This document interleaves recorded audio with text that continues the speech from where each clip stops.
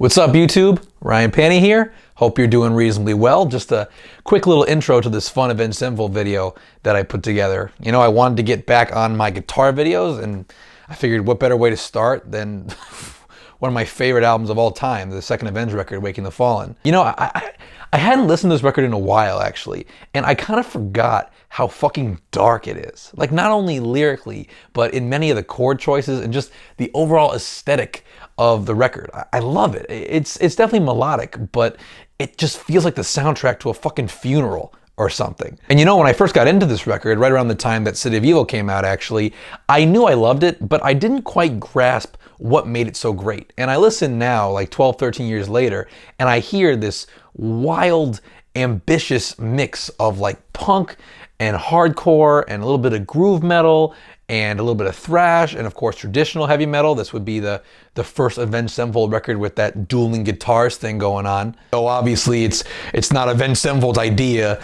to layer two lead guitars in intervals of thirds. They pretty much took that right from Priest and Maiden, but it's one of the key elements that I love about their music. It's definitely one of the things that makes this album so great. So what I did here was I narrowed down my 5 favorite dueling guitar sections from Waking the Fallen, and I performed them. I guess I could have done 10, but like, where's the challenge in that? There's only like 14 options on the record, so I forced myself to make some kind of painful cuts, but tough noogies. And just one quick note about the guitar work itself.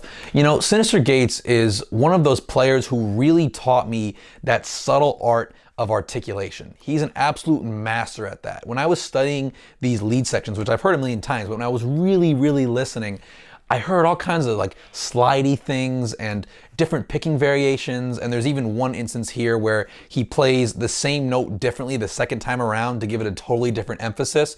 So I obviously put a lot of care into figuring out what these notes were, but I put an equal amount of care into playing them with those same subtleties that Synyster Gates does. And obviously, you know, I didn't touch up these guitars, so there is that live element where you can hear like little things on each side. It's not perfect, but I also wanted to give it that performance element that you'd get at an Avenged Sevenfold show with 2 different people playing these parts. So yeah, I really hope you guys enjoy this, and I will definitely do this same shit for the next few Avenged Sevenfold records if you guys like it and want to see it. So yeah, thanks for watching. Hope you enjoy, and I will see you guys soon.